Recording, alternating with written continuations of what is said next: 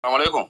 أقويو دابا أقويو نخنيتي وموركي دابا سبجكتي خنيا على ما ففتين تاع أوبسي بدك بليز قاعد يا في تدوات ويا أنا خبجة في فخنو قبتي نمني في فاليو في قدو قبت تدراتي جتو هذا اللي ينجر عنك أما في خنا نما تشوفها في public service خنو إنكاب مالي في دوبرتين تكا ديرة كوفي جامي إيجا سنتاتي إسيني سبا منايو كباتي يوم كبانة إيجا تشو كرتي خرا حلالاتين يخاو كومنلي أكا آداتي ساتو أكا أمانتيتي أمانتين وان كان أدوكيت غوتو سنجرتو أكا توليتي فايدا ما خجتو لين انجرتو غارو وانتوني خوني مال الرادو فيو خجتو تاتي mostly ni beita namutu wanuma ala radu fe gutunsa jettuni barte wanni dati kana ma fashina jani khadu fukuni dubartini koy shafanachuni yoni fi mirga tahe karte kullabahu nis mirga yote shafanachunis mirga tahu kaba mere so ani gababu matti wanni nani jaw to the point yon demu dubartini stehe dirri kalkaba morali nama namo makabatu ala do fe goy to malja chuda ala rai namni dawale kana godi jamo no what do you mean malja chuda donc culturally amanta na yechuni dubartini wanto sexual is bad culture dimo bada me culture fe nyakami kha sexuality daf nama saatilu dubartin kullan de minja saatilu takka sa bada khayte mali jina gafan takka khadura ماشي intelti dubaratak yo gudedamte yo ni fi fadi ala si ala tille taate manarra balage janin huccuma kana ufatta janin si dira dura deme janin makanu ballesi de janin fokota ma dakhon isinu culture aduba ada danja love culture ada miti dubartini kana na clarify si go dasbirati adan khajiru namni dubartin takka obude damte dagge faduti olini sindebi so waljala fol duba kope fada wani na masini let me clarify this debate god of obs no to ref namni ni fata ubalayan khaynya jalais namni takiti da nagaru sifin fita 1 second easy kirta ila difa unde namna ma be khina ma walla le obs namni taanu dubada جري لمن خوني يا ده إنساني at least أنا خون ده tolerate نينغود غيو في ده وانو مدران جرو منا الرجال جارو دافوان ده موف منا ساجلا ديغو لكي خنها أتيام غيو بيخين غساتي وان سفو ديغا وان سفو بليسا أركيته بيت مهم بيتو مالديبينا Okay, guyo nisi nama guyo hasitao. Guyo kodu. Me tara khana gutaka wana mudo tara ni sinifi mabaleya. Haye tifufi. Dagefa da jara khair. Ani wana mudo tara tana tura na dukube yo kam tikate ama kurat kadura ni sinifi ma. Na dukube mana sheikhana geysan. Mana sheikhana geysan. Dawa sheikhana jani yani kamna khina jallate. Ogga mana sheikhana geysan saasan kesa Allah fadetin jira. وقامنا يسافر سنة وكلنا تجوفت ورد خناوي جديد برانت تنيجا راجع ورد بيجاكم نملكم بيتي هانكم عندن بيجونو تورك أبو تجرا هاي يعني ثلاث تيجان ميتر خير دبليس وخامل سنة قالت هو هاي تشوفوا جنة جيبس هذه قرآن نتكاري إني نتكارا تكواتك ستين دعاموجي واتك نتين دعاموجي ولا بكا يونو تجوفت من خلود ركبا من جنان من سادا ulan sa wala kan takka hadida wala kan takka daudi jolle di sa hitatte shubba kharade di ani daudi ranje chura inni mana kaysa wala na chufate na kare hogawa takka na kaysa dabu kamal ha godu har kaysa qama khayr ofe tuma khara qama sala na hashi kamal inje dawan sit godu di amaji dawa kamal la godu darat godu barje takka sit godaje zeiti tamal la godu Biyya tinatti goyeen fitnaa si godha. Haya. Qaama saayaa keessatti si godhuu barbaadaa je. Yaani sheekha guddaa mana daawaa qaba sheekha beekamaa. Daawaa maal goota sheekha. Ana mati yaaf hoolla dheerfadde sheekha maal dhugaan jiru hayyee hin dubbatin obboleeyyan wanni warra keetitti hin himini naan je hayyee sheekha ni muun jeen. Eegas yaam qaree daawaa godhee fi jeen isinis itti godhaadhaa. Guyyaa lama booda deebisaadhaa jeen ambas garagareetiin jaarsaa obboleetii biyya obboleetii itti meetiin jaarsiisiidhaa sun sheekha kanatti mee isin mataa jabaattii dawaan godhattu jeen yaani sheekha beekama TikTok kanarra wanni jira namtichi sun.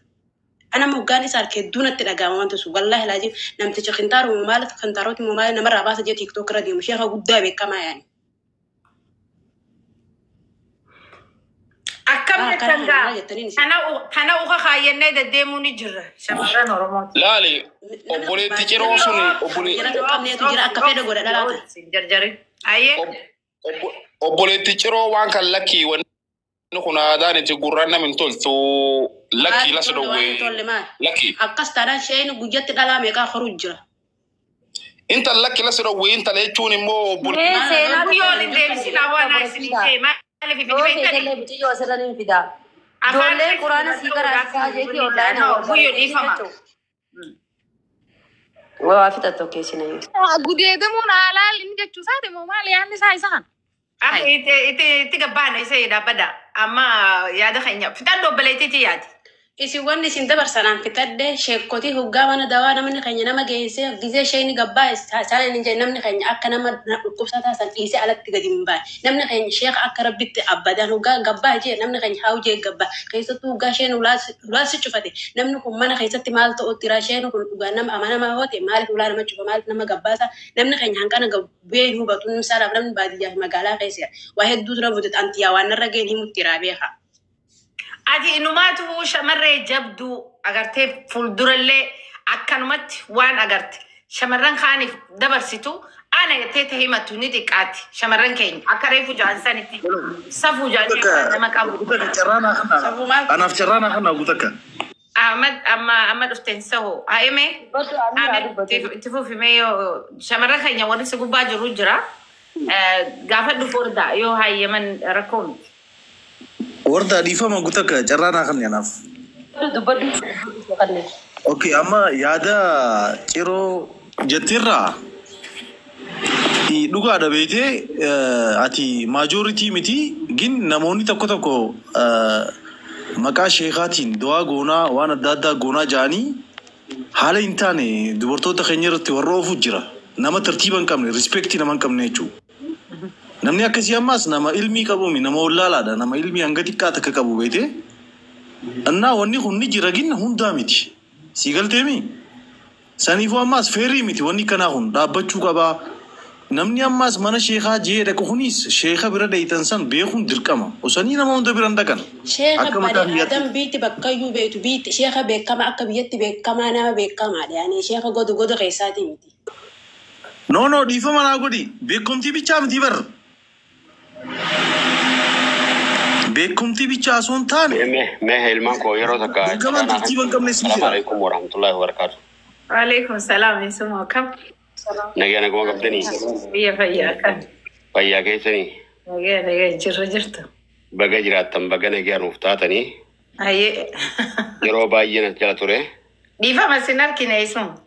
Umaa rakkoon qabdu dhiifamarraa hafaadhaa. Eenyu gumiin yaada kaasan tokkoon yeroo baay'een hin deebisaadhaaf carraa dhabee.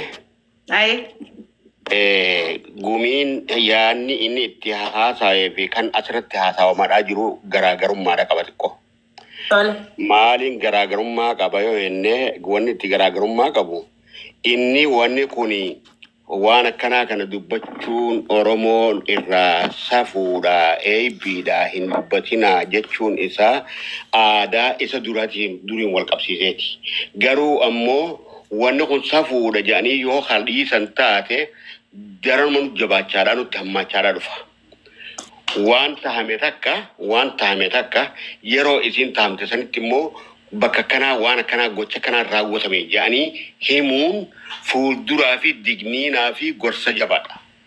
Shamarran hafees ta'ee kan silaa gochoota akkasii tarkaanfatuudhaaf jiraatuuf gorsa cimaadha. Dargaggeeyyii waan akkasii hojjechuudhaaf qophiirra jirtuufillee gorsa cimaadha. Waan kana yoo gurratti hin dhageenyaa hin dubbatinaa jenne rakkoon tunurraa hiikkachaa dhufti moo nutti cimaadhaa dhuftiidha. Nutti cimaa dhufti malee nurraa lafachaa hin dhuftu. Kanaaf akki jettu Oromoon yeroo maakmaa kan dhukkuba dhoksinaan dawaa ni dhokattii jedhan. Gurmi naa dhageeffadhu ni jirtaami. Bakka ati raasoitus naaf gala. Garuu immoo yoo dhukkuba dhokate dawaan ni dhokattii jetti Oromoon.